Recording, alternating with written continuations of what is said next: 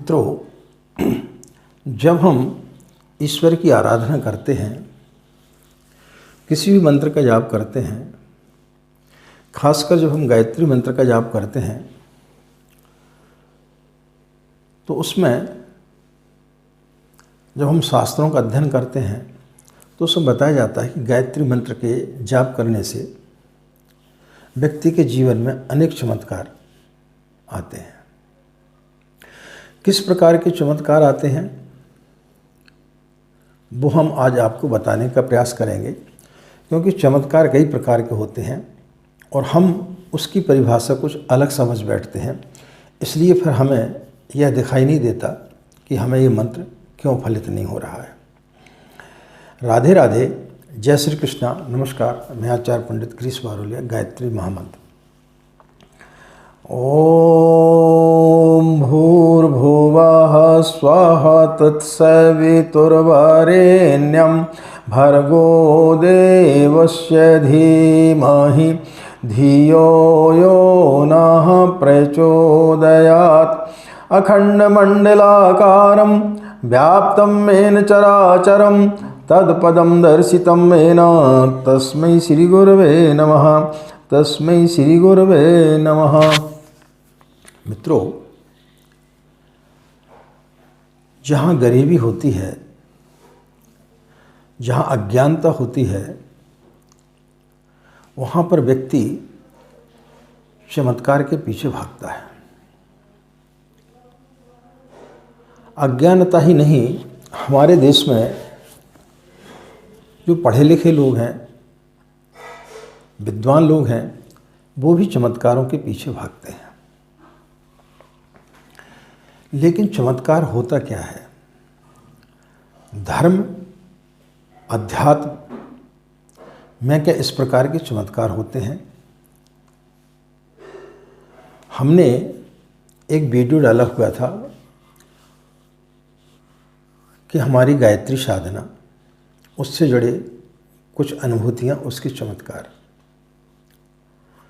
तो एक ने कमेंट्स किया कि हमें किसी प्रकार का कोई भी चमत्कार आपके वीडियो के माध्यम से नहीं दिखा, हमारे 8-9 मिनट बेकार गए। हम जिस चमत्कार की उम्मीद कर रहे थे उस प्रकार का कोई चमत्कार आपने बताया नहीं। जो व्यक्ति, जो साधु महात्मा भभूत निकालता है,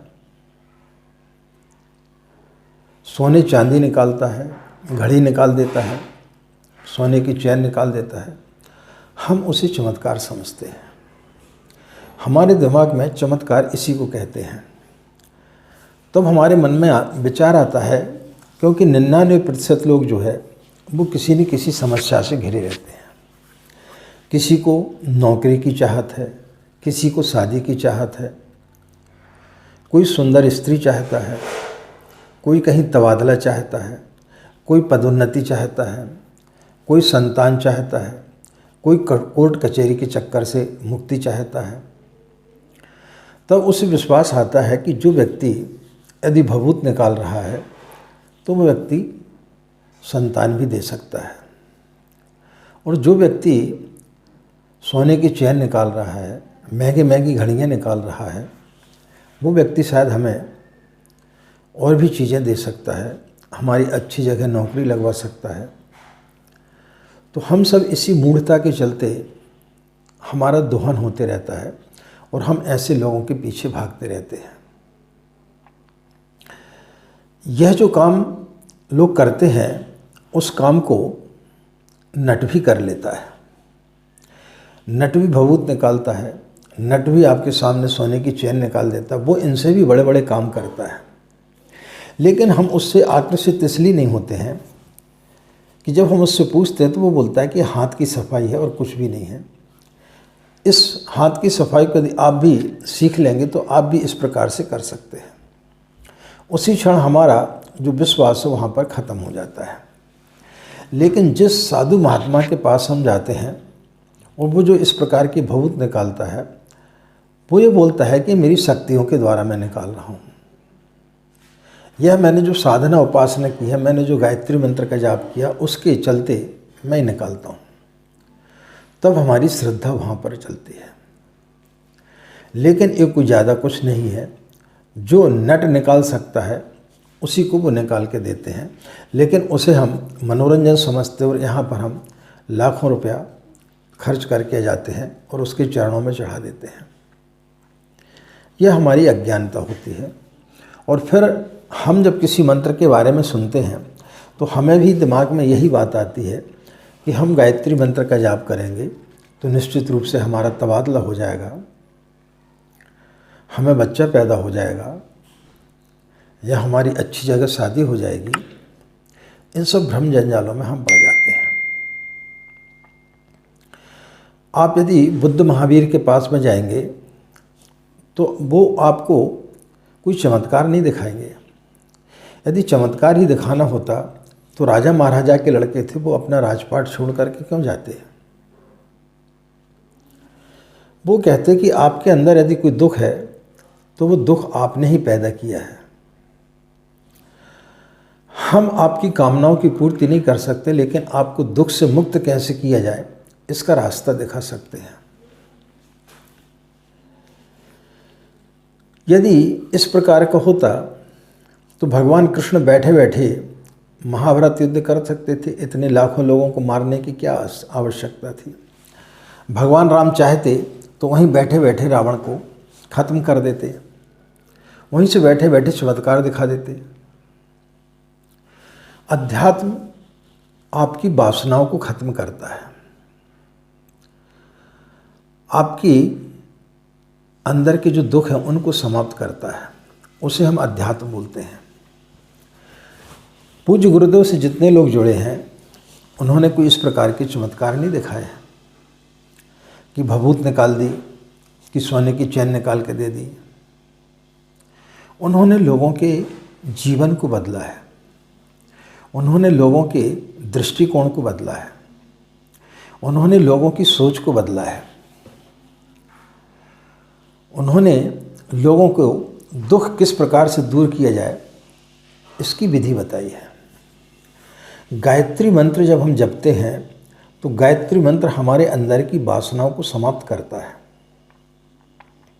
तो जो मिटने के लिए तैयार होता है, तो जब वो मिट जाता है और जब वो अंदर जाता है तो उसके अंदर की सारी वासना समाप्त हो जाती हैं। दुख प्रकृति आपको नहीं देती है, दुख परमात्मा आपको नहीं देता है, दुख व्यक्ति स्वयं ओढ़ लेता है। मकान की चाहत, सुंदर स्त्री की चाहत, पदोन्नति की चाहत, नौकरी की चाहत, ये सब हम अपने दिमाग में लेकर के और दुखी रहते हैं। लेकिन जब जो व्यक्ति गायत्री मंत्र का जाप करता है उसे आत्मसंतोष होता है, उसे ईश्वर के ऊपर भरोसा होता है, वो वर्तमान में जीता है और उसे जो कुछ भी प्राप्त होता है वो ईश्वर की कृपा समझ करके उसे ग्रहण करता है। वो किसी चमत्कार की उम्मीद नहीं करता है। धर्म कभी भी गंदा तावीज निकालने का काम नहीं करता है। धर्म आपकी वासनाओं को समाप्त करता है। जब हम गायत्री मंत्र के पास बैठते हैं, जब गायत्री मंत्र का जाप करते हैं तो हमारे अंदर की वासनाएं खत्म हो जाती हैं। बुद्ध ने अंगुलीमाल को कोई चमत्कार नहीं बताया था। अंगुलीमाल तो डाकू था, लेकिन उसका हृदय परिवर्तन कर दिया, उसके अंदर की जो लोभ था उसको खत्म कर दिया, उसके अंदर की जो वासनाएं थी उनको समाप्त कर दिया। तो जब हम किसी संत महापुरुष के पास बैठते और वो यदि हमारे व्यक्तित्व को बदल देता है, जब हम किसी मंत्र का जाप करते और आपका व्यक्तित्व बदल जाता है, तो वो सही मायने में धार्मिक होता है। भभूत निकाल देने से या सोने की चैन निकाल देने से सिर्फ आप ठगे जाएंगे, सिर्फ आपका शोषण किया जा सकता है, आपकी कामनाओं की पूर्ति नहीं की जा सकती है। आप किसी भी ज्योतिषी के पास में जाते हैं, वो आपको नग पहना देता है, कोई टोटका बता देता है, उस टोटके करने से या कोई नग पहनने से व्यक्ति का भाग्य नहीं बदलता है,